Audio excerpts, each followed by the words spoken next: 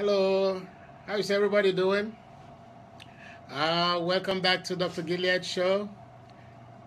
Um, Today on WBGR Radio and also on Facebook Live. You're welcome to today's show, and I'm your host, Dr. Theo Oswala.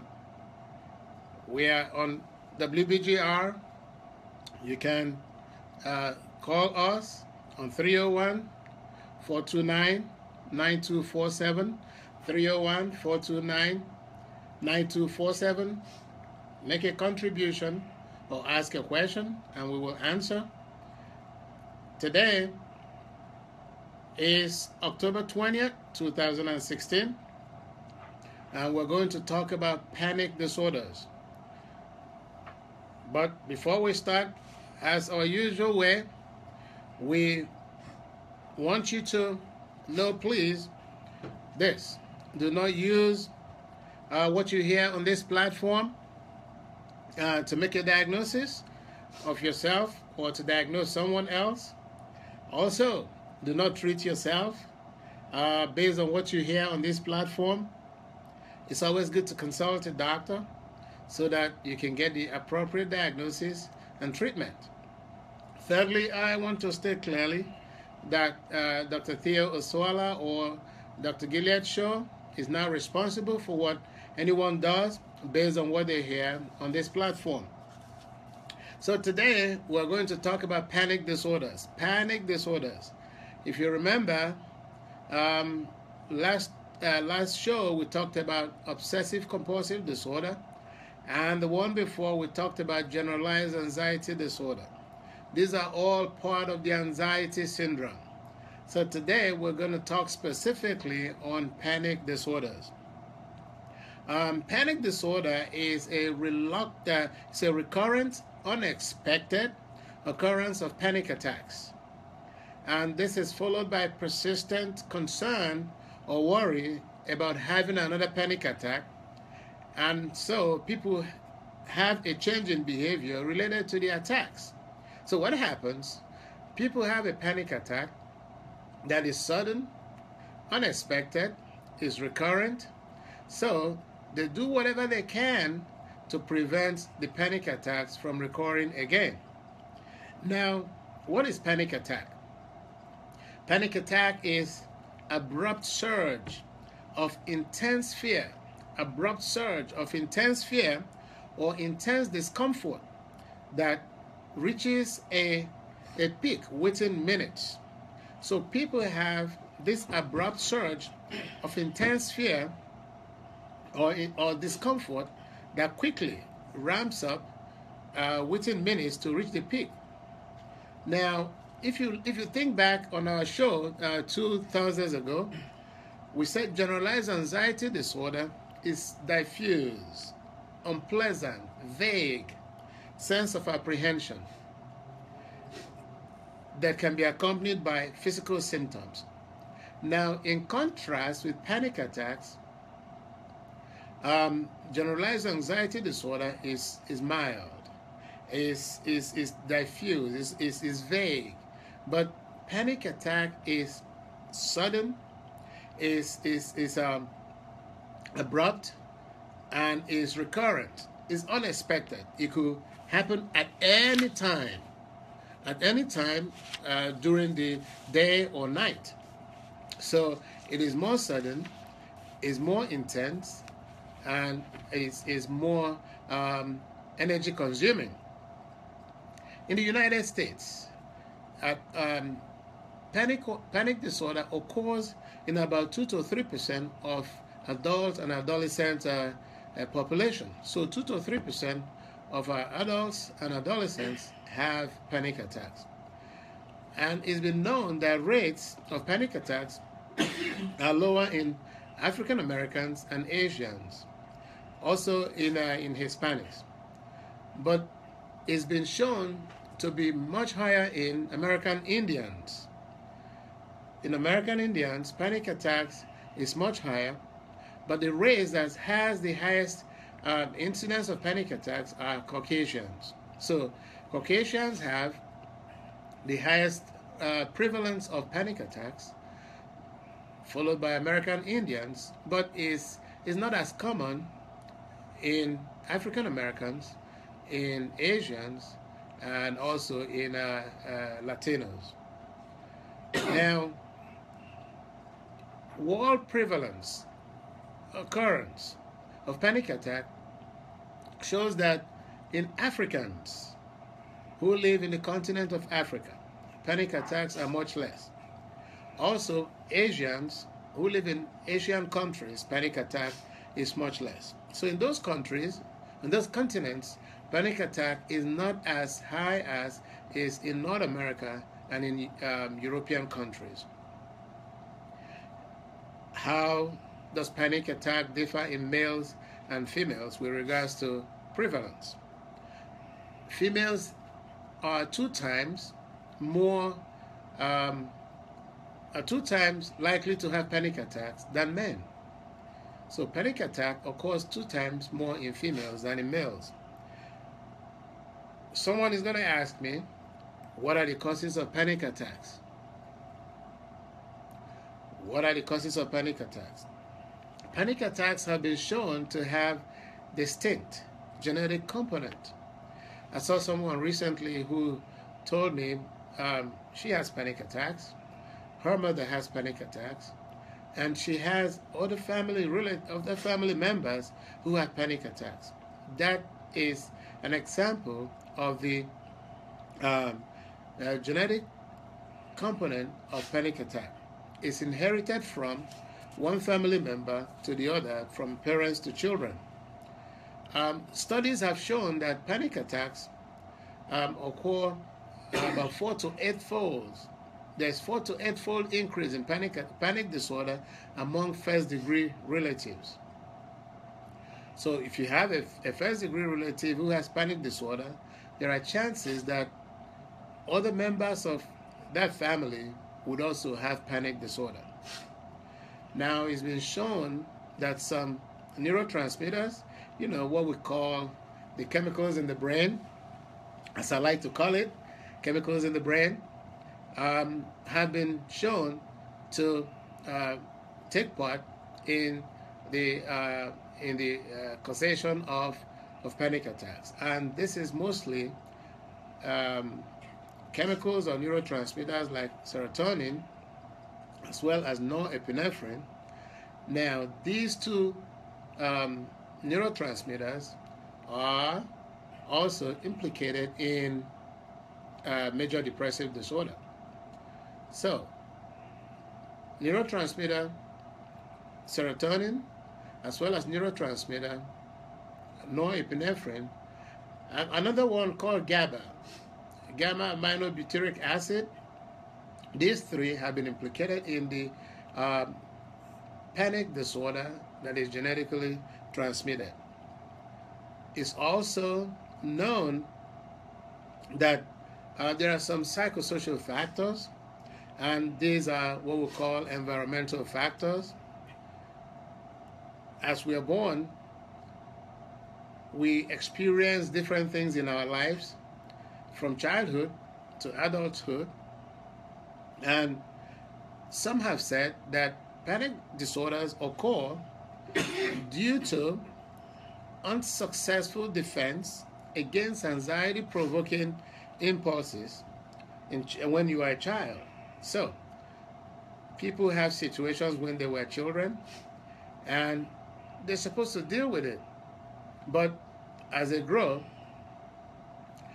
they find that they have not been able to resolve the panic attacks, that the problems, the stressors that develop due to the trauma or due to the events that happened when they were a child. Now, classical example is separation anxiety. We have children who is so hard to separate from their mothers. You put them in one room, they cannot sleep on their bed. Mother wants to go to work, they will cry all day. It doesn't happen in all children, but there are children who is so hard to separate from family members. Now, when they get older, it becomes difficult for them to be alone in public places.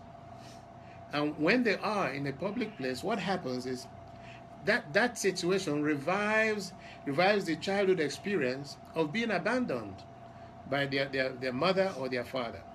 So you have a child who, growing up, mother wants to go to work or wants to go to somewhere, and he cries and cries and cries. Then mother will have to go to where she has to go. She has to go to work.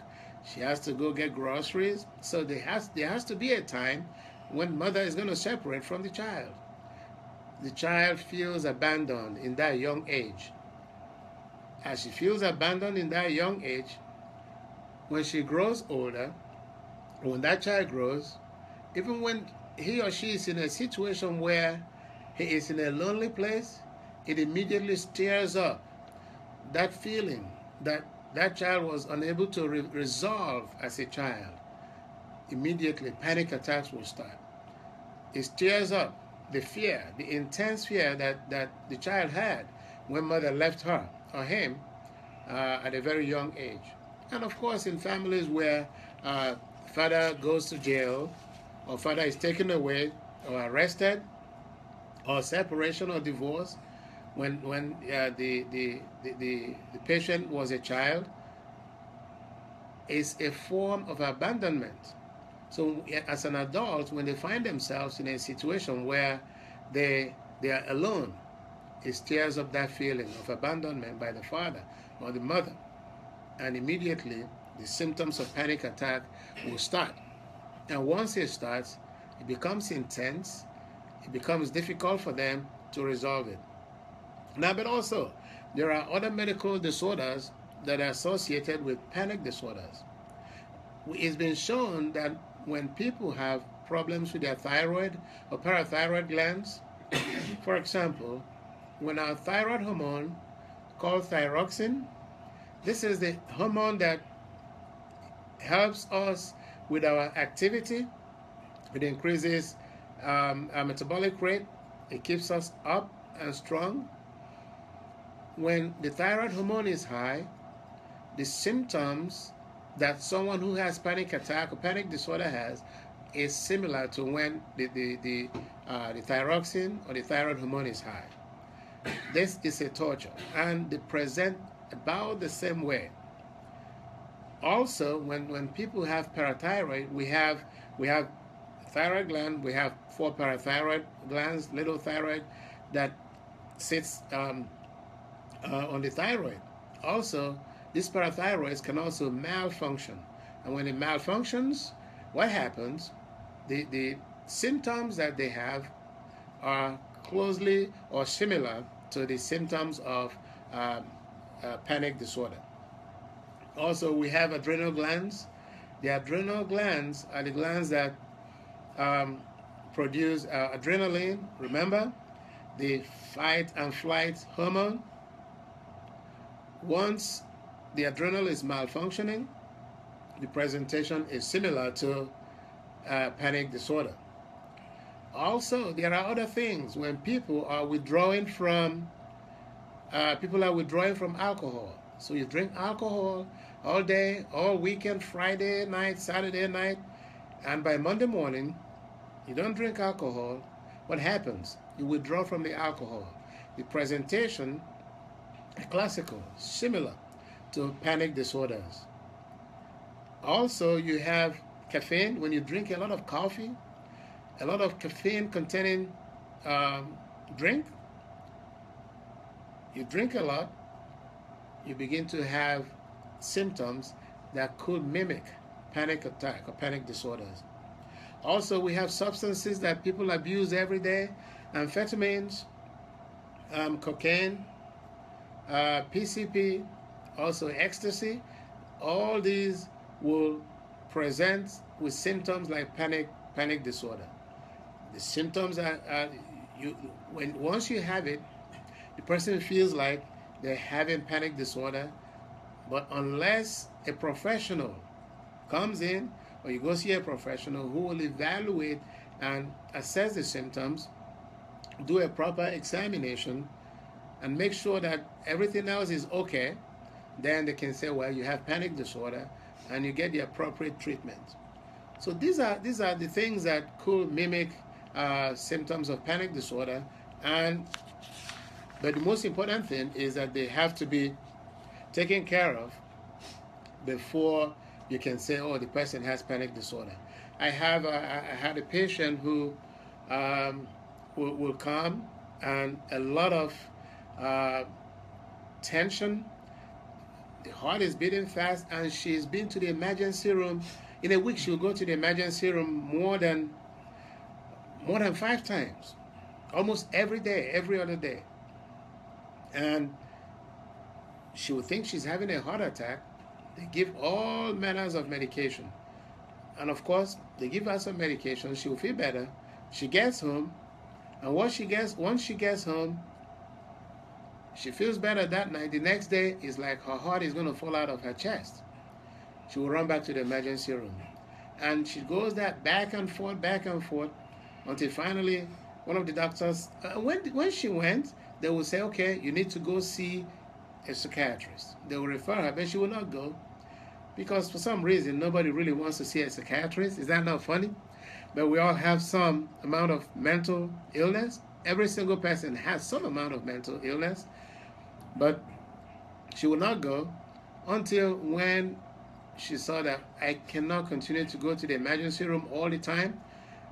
So she finally came to me, and we evaluated her, put her on the appropriate treatment plan, medication, and she got better. She stayed out of the emergency room, and she's been doing well since then. So you can see that any of these medical problems that mimic heart attack can present like panic disorder. But the most important thing is go get some help.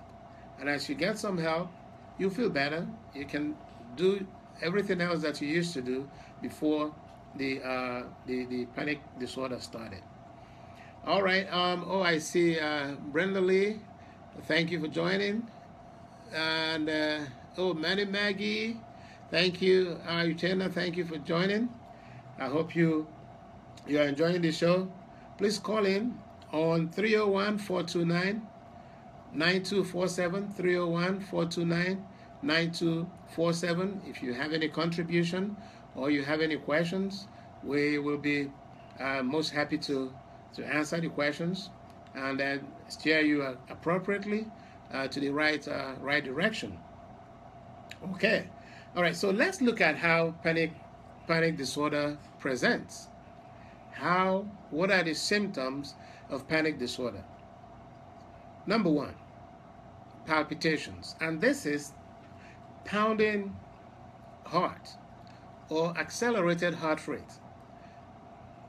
Someone comes to me, say, hey doctor, my heart is beating so fast. It's like my heart is going to fall out of my chest.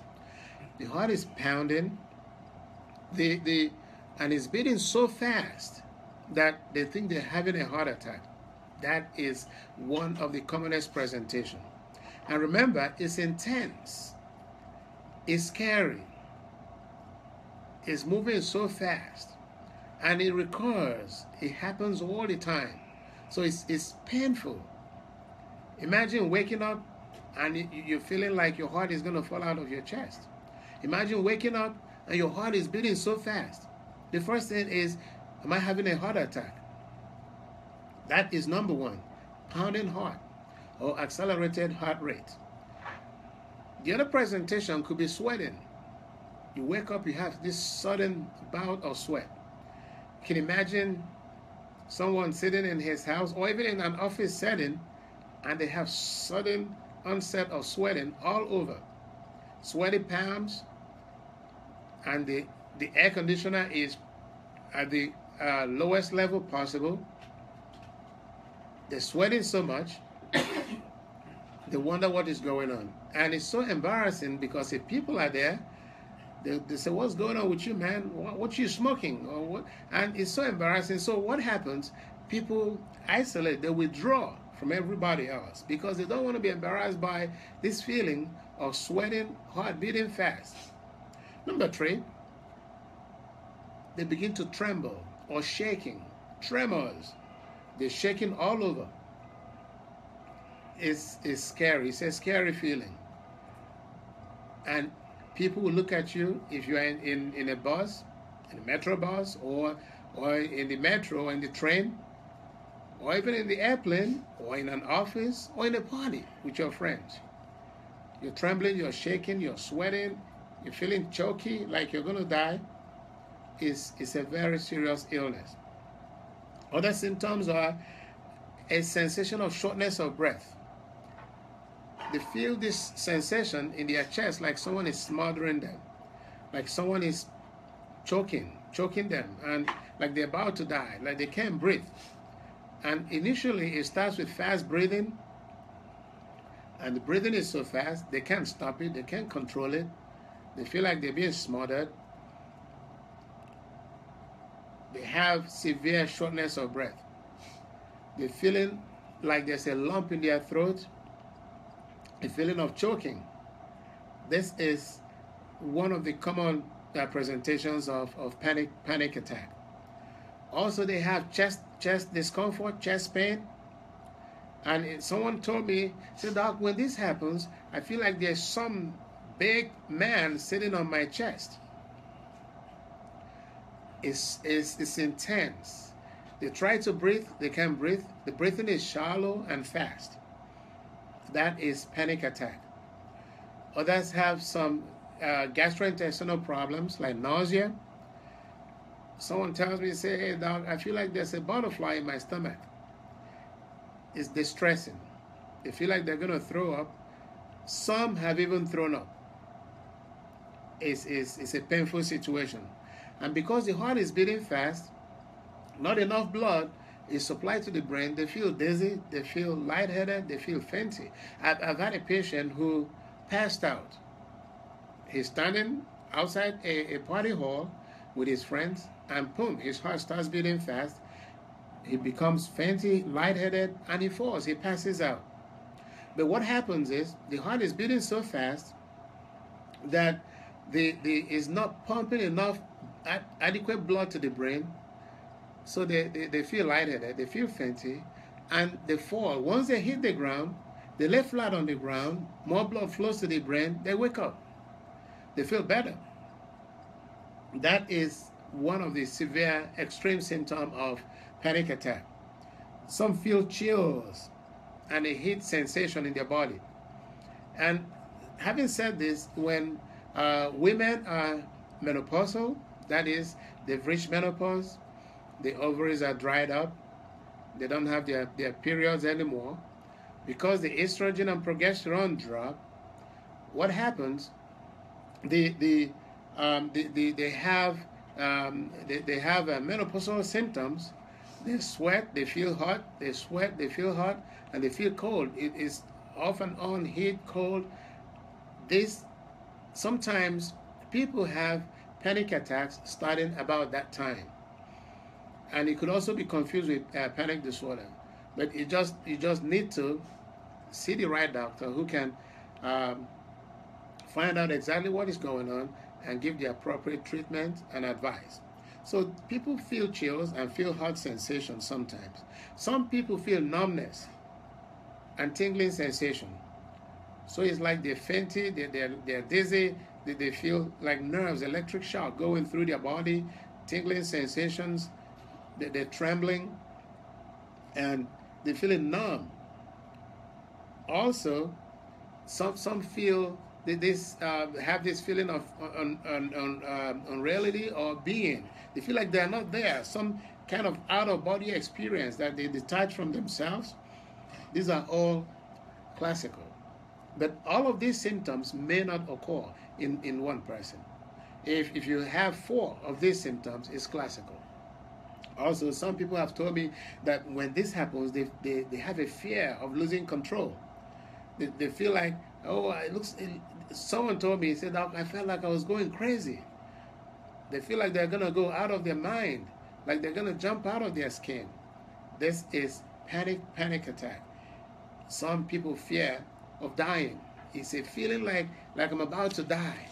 And So what they do, they're so worried, they're afraid. Now, also, a lot of cultural beliefs affect some of these things. Some people will cry or yell, and some will run. Some will have a feeling of ringing in their ear or head. Some have headaches. So depending on what culture you exist in or you live in, people's presentation will be different. And in some cultures, some people will say that they're being attacked spiritually. Also, your culture, your religion will affect how people interpret what is going on with them. This is panic attack. It could present in any way in different people. But one thing you have to know is that these symptoms are persistent. They are concerning. And what the people worry about, the people always worry about having the panic attacks. What do? They develop a change in behavior to avoid having the panic attacks because it is very embarrassing. It's very troubling. Nobody wants to be in the public and suddenly they're sweating, they're feeling like they're going to pass out, and they're telling their friends to call the ambulance. Now, what do? They do things that will prevent the panic attacks happening in public, or the panic attacks happening where people will see them. Or nobody wants to pass out. Nobody wants to be with his girlfriend. Can you imagine you're sitting with your girl in a restaurant eating, and boom, you pass out? Maybe that's your first date or something. That would be scary. That will spoil your date. So people avoid interaction with people. They avoid going out. Some people avoid going to unfamiliar places. Some even avoid exercising because they think or they believe falsely that exercise, because when you exercise, your heart beats fast. So people are afraid that exercise will precipitate panic attacks. So what do? They stop exercising. Some even stop going to work. They sit in their bedroom all day. You tell them to get out, they will not. But that is how panic attack eats somebody up. It completely changes their life around. I want us to take a short break at this time. But I see Ifeanyi from California. I see Victor. Thank you for joining. Jenna, Manny, Mami, Mami, Maggie. Thank you for joining. But feel free to call in on 301-429-9247, 301-429-9247, WBGR Radio. We can answer your questions, and if you have experienced panic attacks before, it's also good to share your experience, how you got well, so that people can learn and we can answer any questions. But stay tuned, don't go away. We'll be back on Dr. Gilead Show shortly.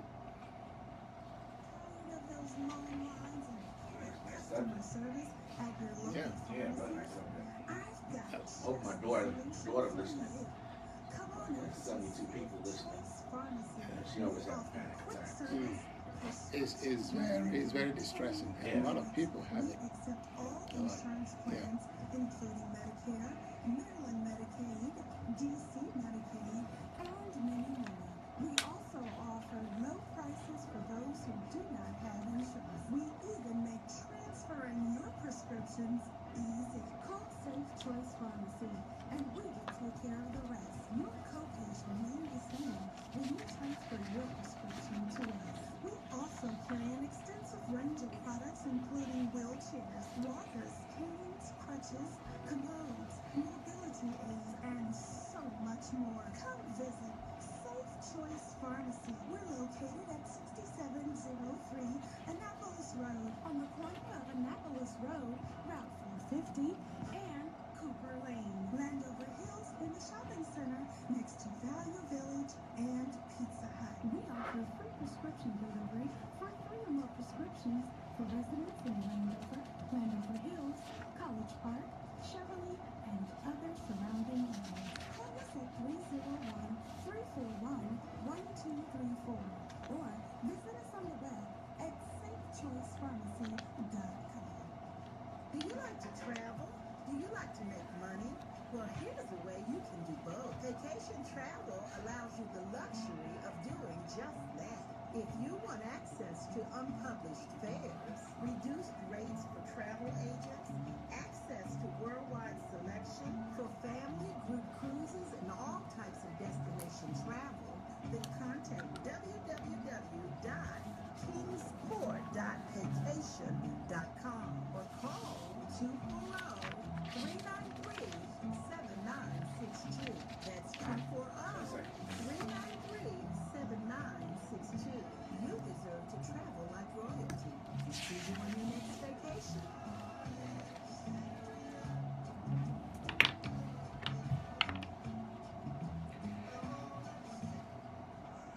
All right. Thank you, folks. Welcome back to Dr. Gilead Show. We're talking about panic disorders today. We are on WBGR radio. Today, you can call us on 301-429-9247 and ask questions. And you can share your experience. We're talking on panic attacks today.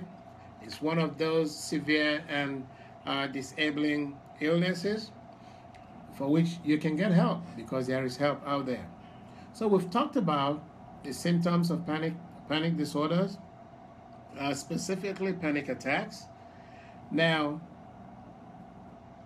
the question is, what is the frequency of attacks? Different people have different frequencies. I have seen people who have panic attacks once a week. But I have also seen people who have it about 3-4 times a day, even up to 5 times. You can imagine, you're sleeping, suddenly you wake up, your heart is beating fast, you're sweating all over, you feel like you're choking, like you're gonna die, and you don't know what to do, you're confused.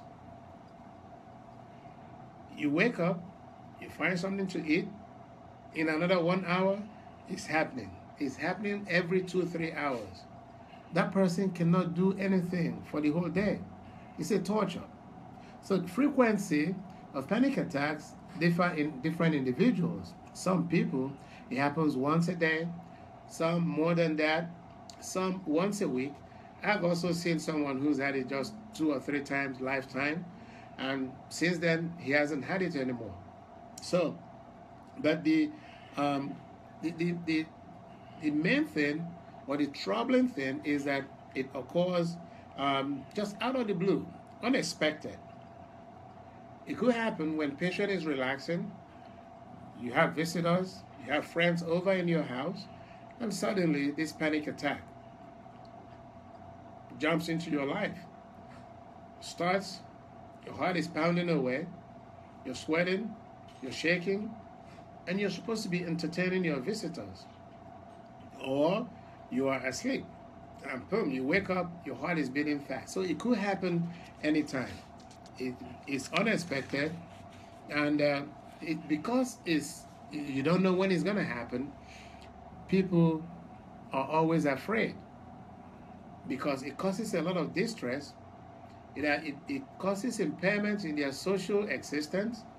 It causes problems it affects their occupation, and just generally other areas of functioning in the life of the individual. So it affects the person's total life. It affects their relationship, it affects their job, it affects, even when you are alone, it still doesn't solve the problem. So what do these individuals do? When you have panic attacks, what do? So people look for solutions. If you are not well informed, then the person is going to run from pillar to post. They're going to call 911. The ambulance will come, and the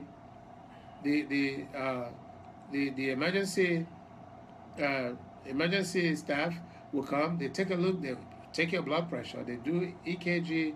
They check your pulse.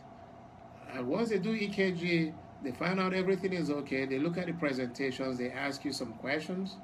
They will say, well, okay, you have panic attacks. But Because you complain of some cardiac problems, problems that could be other than panic attack, like you may be having a heart attack, which is difficult to differentiate.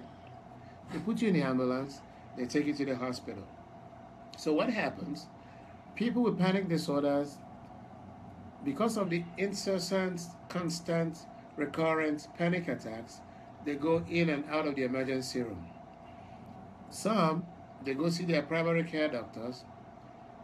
Because of the feeling that it may be some problem with the heart, they are referred to cardiologists. They go see the heart doctor. Some, because they feel fainty or they pass out, they are referred to neurologists, thinking that it's seizure. Some, because they're nauseated, they feel like they're going to throw up. Some throw up, they are referred to the gastroenterologist. So people are referred to different specialties, different specialists. And this is all money and time consuming. By the time you've gone through all these specialists, all they say is, you don't have cardiac problem, you don't have any gastric problem, you don't have any respiratory problem, you don't have seizures, you have panic disorder. It's okay, well, we're going to send you to a doctor. We're going to send you to Dr. Theo Oswala. He is one guy on Annapolis Road. They send you to me. And by the time you come to me, or any other well-trained doctor for that, you're given the appropriate medication, and all that torture will stop. Wouldn't that be nice? So people need to just get the right treatment, the right evaluation, the right assessment, and get the right treatment. Now, let's look at what are the effects of panic disorder to the individual, to the family members, or to our society in general. On the individual, on the guy that has panic attacks, relationship sucks. No friends. Nobody wants to deal with him. No woman wants to deal with him. You have a date with your girlfriend or with your boyfriend, as the case may be. The time to go out is there, and you're shaking, you're trembling, you're sweating, your heart is beating. Instead of spending quality time with your friend, you end up in the emergency room. Nobody wants that kind of date, so it affects the individual's life completely. They have a job, they go to work. At the middle of the day, they're having a panic attack. They go home, or they call the ambulance, they end up in the hospital. A young man, a young girl in school, middle of class, they have a panic attack. So it disrupts the individual's life, school, work, relationship, all messed up.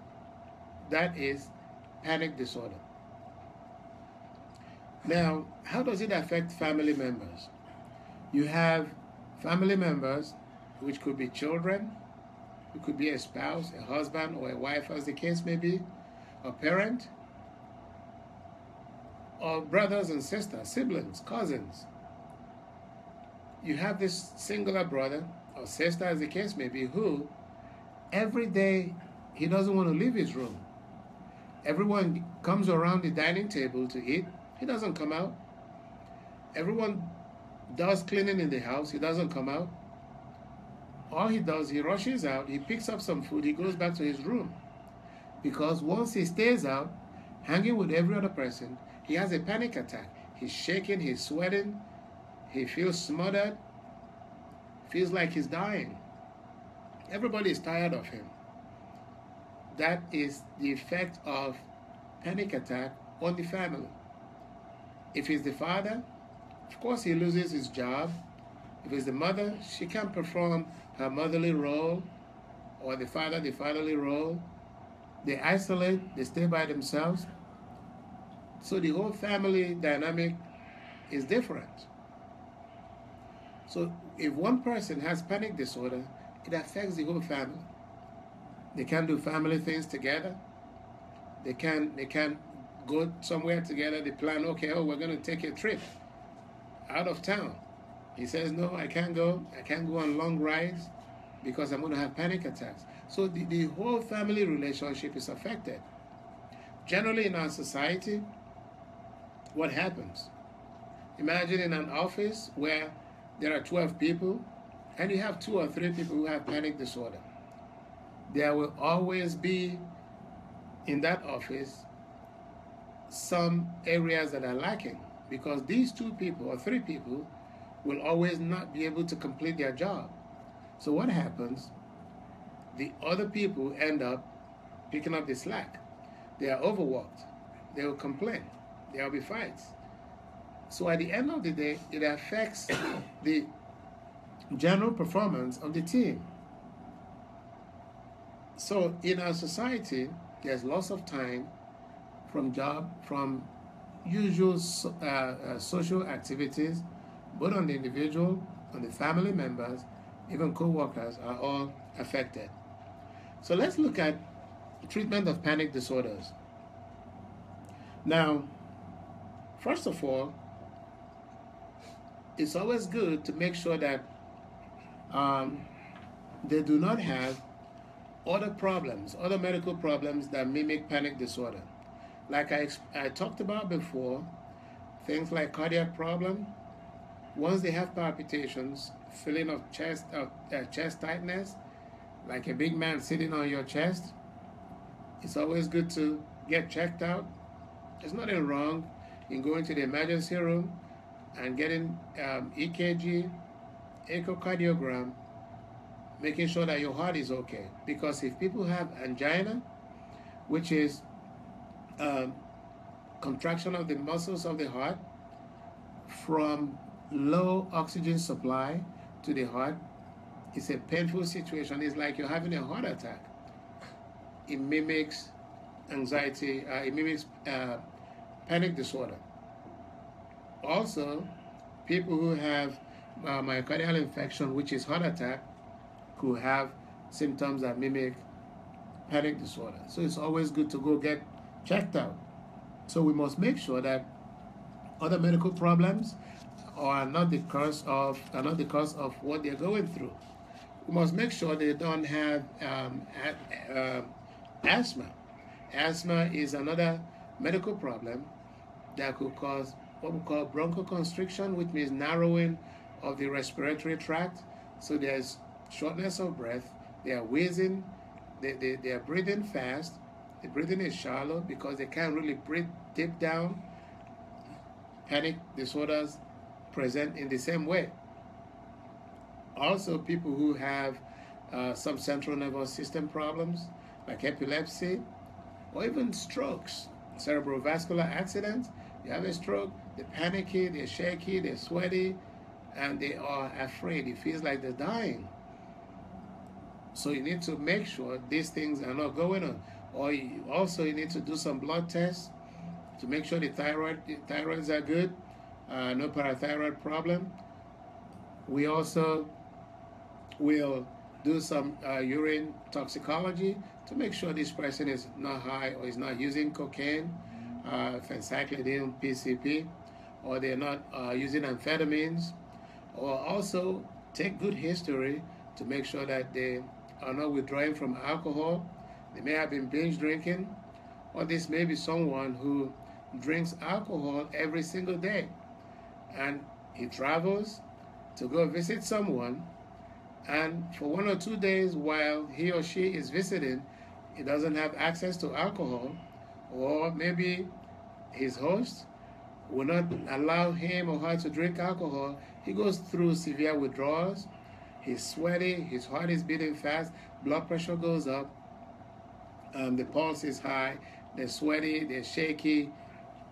You must get good history to make sure that it's not alcohol withdrawal, because when people have alcohol withdrawal, they can go into seizures. They can have what is called delirium tremens, and that could be fatal. People could die from it. They have seizures, they could die. So these are some of the things that you must make sure that the person does not have.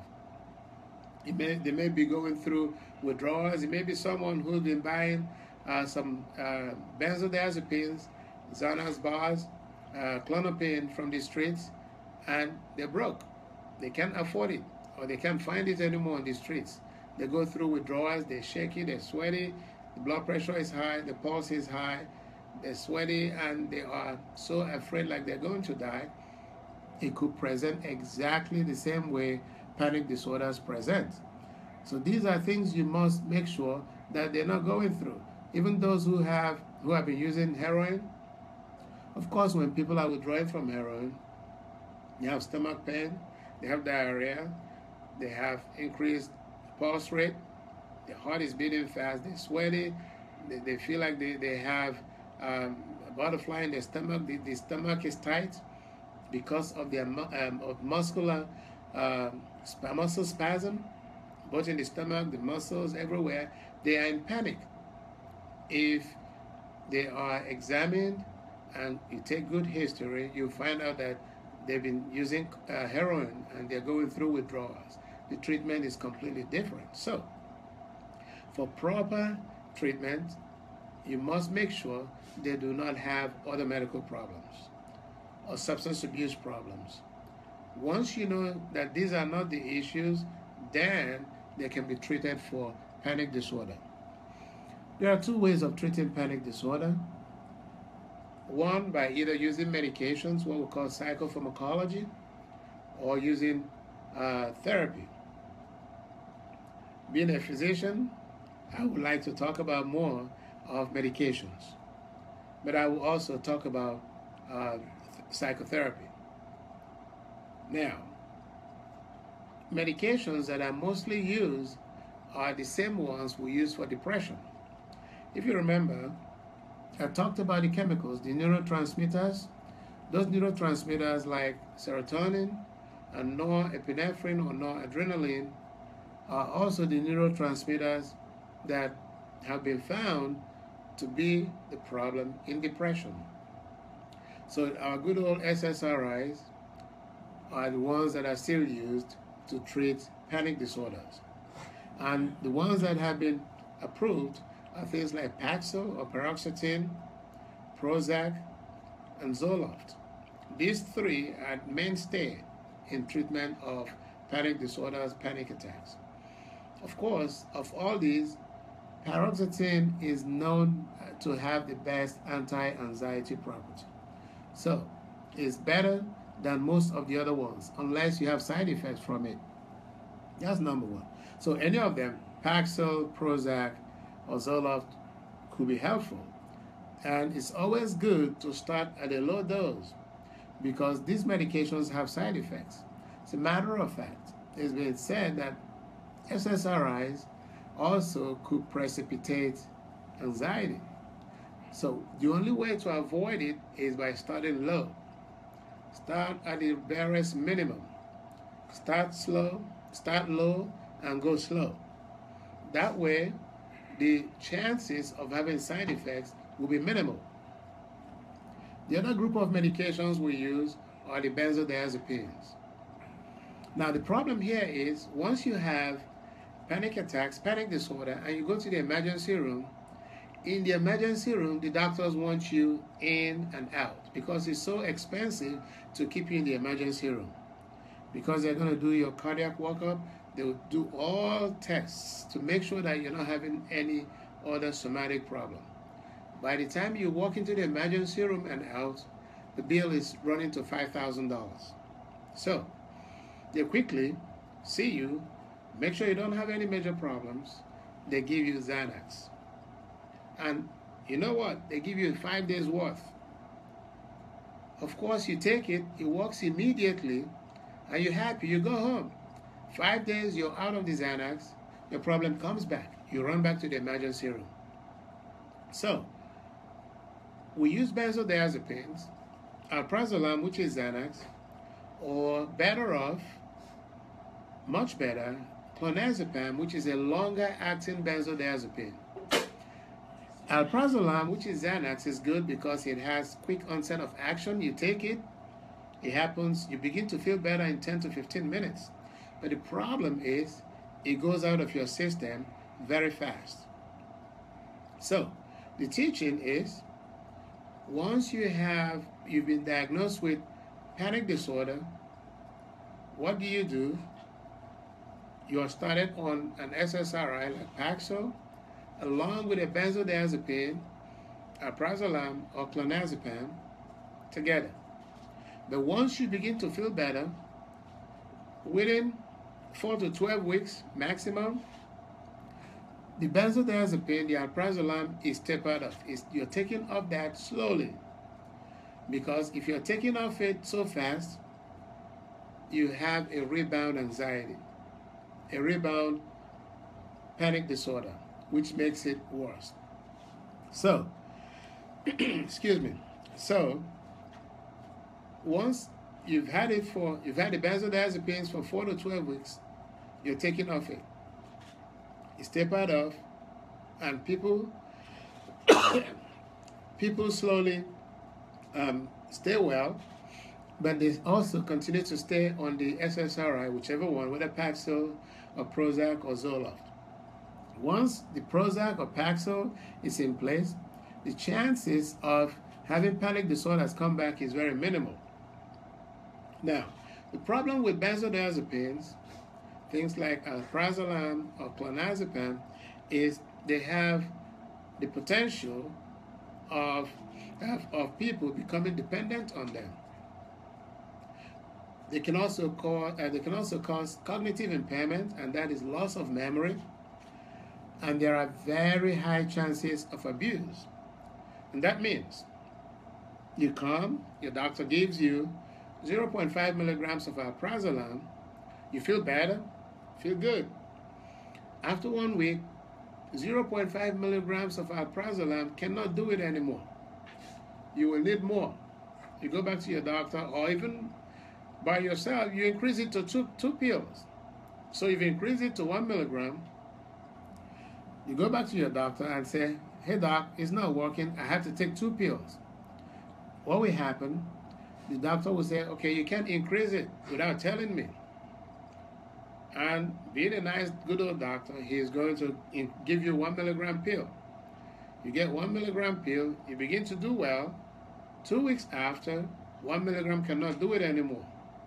You go back, you ask for more. So what happens? Every other week, every month, you're asking for an increase. It will get to a point the doctor will say, no, I can't increase it anymore. Why? Because your body has become dependent on the benzodiazepine. You have developed tolerance to it, which means you can't do without it anymore. You're dependent on it. The little dose that helped you initially cannot help anymore because you have developed tolerance to it. Now you take more, and gradually it affects your memory. For a person who used to be smart and sharp, on point, you can't remember stuff anymore. You're finding words, you're talking, it's hard to recall or remember what you were just talking about. You lose train of thought. And what happens? You have problems. So, it's always good to heed the advice of your doctor not to stay too long on benzodiazepines. Medications are good, they help out, but you can become dependent on it. So you're better off not really taking them for too long. Having said that, there are people who cannot do well except they have some benzodiazepines. Now, what I do, from my experience, even holding on to the benzodiazepine in your pocket, 0.5 milligrams of alprazolam in your pocket, just having it on you sometimes will prevent a panic attack. Just because you know, you are assured that even if you have it, you can take your pill and you feel good. You don't have a panic attack. So having it removes that fear of the embarrassment of the panic attack recurring in a train, in a bus. Having the pill on you will prevent the occurrence of a panic attack. Now let's look at therapy. So your therapist, when you see me, I'll give you medications and I will send you to a therapist who is trained to give psychotherapy. These are psychologists or licensed clinical social workers who are trained and licensed to do therapy. The therapy that is used for panic disorder is cognitive behavioral therapy, the good old CBT. Now, what does CBT do? Remember we said that when people have panic disorders, they are always afraid it's going to recur again. They're worried that they're going to have a heart attack. They're worried that they're going to die. They're worried that there's an impending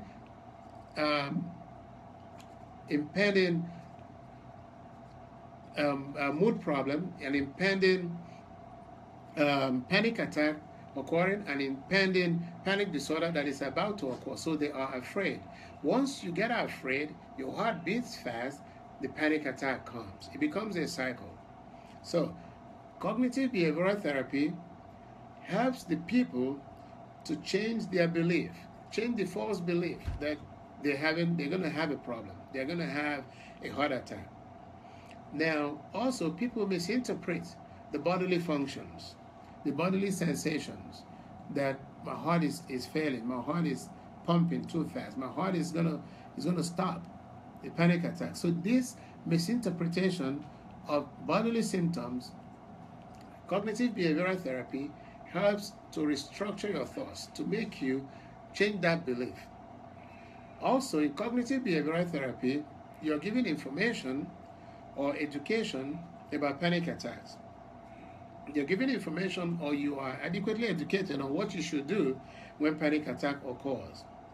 You're told at the time panic attack will stop anyway. It's time limited. It doesn't happen all throughout the day. It will stop at one point, and generally is not life-threatening. So, other things psychotherapists could do is what is called applied relaxation.